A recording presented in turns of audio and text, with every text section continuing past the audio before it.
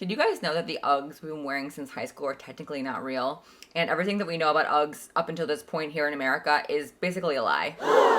Yeah, I was shocked too. So I have 2 pairs of Uggs here that I'm going to talk about today specifically in relation to this story. When I first heard everything that happened with Uggs and the Ugg brand over the past 20 years, call it, I was floored.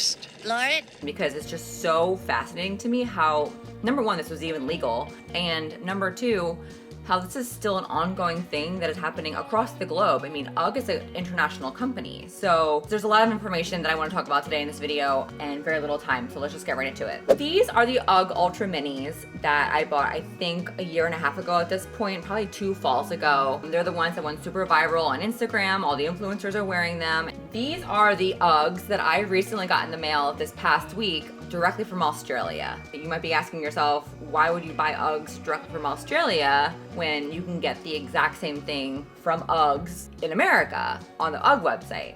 And the funny thing is, these 2 Uggs, although they look pretty similar, are completely different.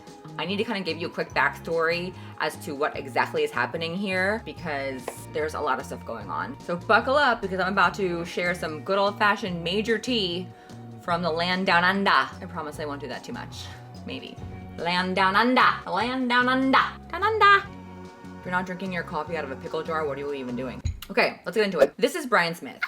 Brian comes to America in 1978 from Australia. He's this like surfer guy, he's a businessman, and he's all in all just like looking for a good time over here in the States. He's talking to the local surfers in California, and he realizes that no one is wearing his sheepskin boots that all the surfers were wearing back in Australia. He basically decided that he was going to try and bring his beloved boots from Australia and get them to be viral in the United States. He tries to get everyone on board. He's like talking to surf shops, local surfers, no one's getting it. They're like, why are you wearing wool boots to the beach? Is this so weird? I mean, I would think the same thing, that's fucking weird, you know? Eventually, Brian, he did gain the support of a couple local surfers who were super popular in the area, and they were like, yeah, dude, like we're gonna wear your boots. So these boots eventually start to gain traction in America. And this is way before even they went viral during like the 2000s, okay? This is like in the 70s. So eventually with some support from the local surf community, he was able to get people super into these UGG boots over in California. He started up his own manufacturing company and he was resourcing Uggs from Australia and having them shipped over to the US and selling them to the people here in America. And over time, the Ugg boots started to get really popular. Fast forward 17 years later, and the fuzzy Ugg boots that we know and love became so popular that our good old friend Brian Smith, an Australian from Australia, in August of 1995 was able to sell Ugg holdings to a company called Deckers Outdoor Corporation for a whopping $14.6 million. And you know what the irony is about this entire thing? Deckers, the company, has nothing to do with Australia at all. They're from the, you guessed it, good old US of A, baby.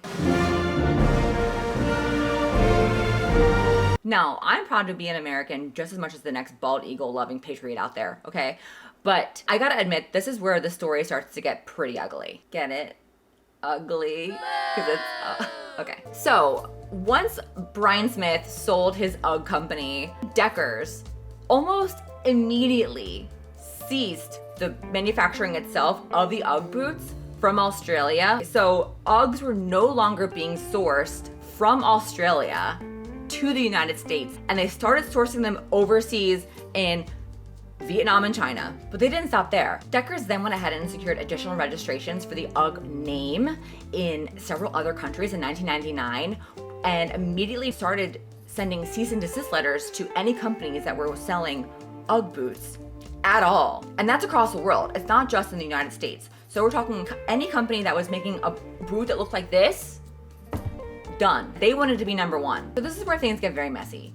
Because the thing is, in Australia, and up until this point, UGG boots were never a brand. They're not a name of a company. UGG boots in Australia are the same exact thing as calling a pair of shoes like a pair of flip-flops or a pair of sneakers. Like they're a type of shoe in Australia. And the funny thing is too, there's been evidence of Uggs being worn in Australia as far back as like 1933. This isn't something that was just made up overnight, right? Like this is something that has been worn by Australians for a very, very long time. And then this giant US company comes through and tries to wipe out the entire thing. Imagine thinking that you're so powerful that you go to an entire country and tell them that they can't make their thing anymore. So I even have some notes here. I have a note from, I believe, a BBC article. It says the earliest known commercial manufacturing of the boot was in 1933 in South Wales by a company known as the Blue Mountains Ugg Boot Company, followed by Frank Mortels of the Mortel Sheepskin Company in the 1950s,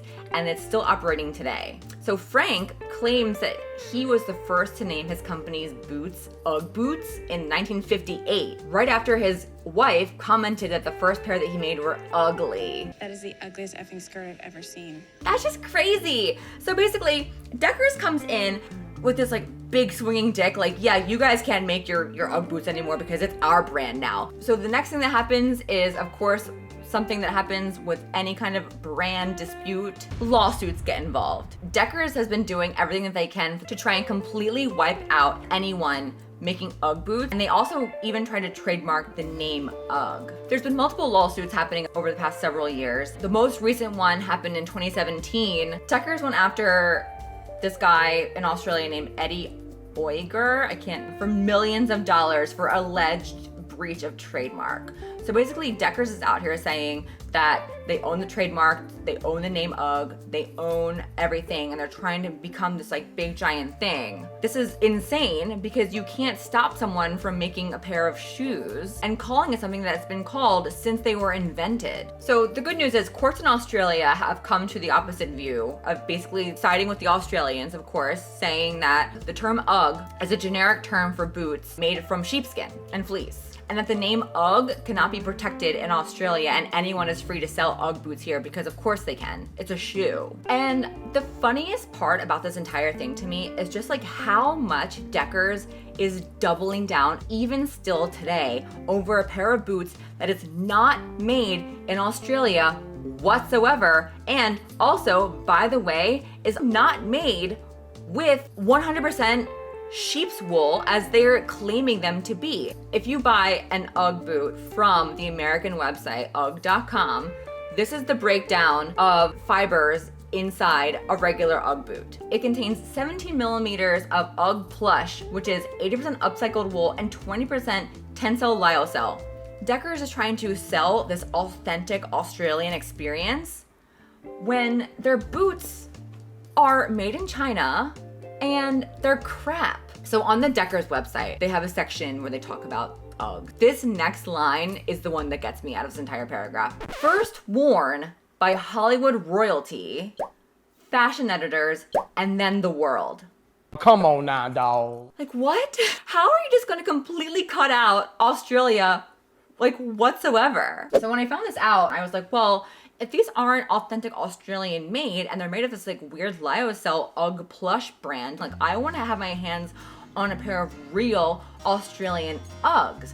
And that led me to find out that there is a company in Australia called Ugg Since 1974 that is selling the real deal. And that is these. So I found this out the end of last year. I immediately went on the website and I like bought them right away. So these Ugg boots cost like $228 Australian, but it transfers over to about $150 US, which also grinds my gears because it basically means that not only is the Deckers Uggs not putting real sheep's wool and they're not made in Australia, they also cost the same amount of money as a pair of authentic Ugg boots. So the profit margin on these boots has got to be astronomical, especially if they're using a blend and especially if they're having their labor outsourced overseas. I will say it was pretty long. Like from the time I ordered, I think in early December or late November, it took from then until now, which was basically, I think they got delivered on like March 2nd. Honestly, it's worth it to me because I know that the Uggs that I bought are from Australia. And also there's so many cool things about this brand. Okay, number one, each pair is handmade by somebody.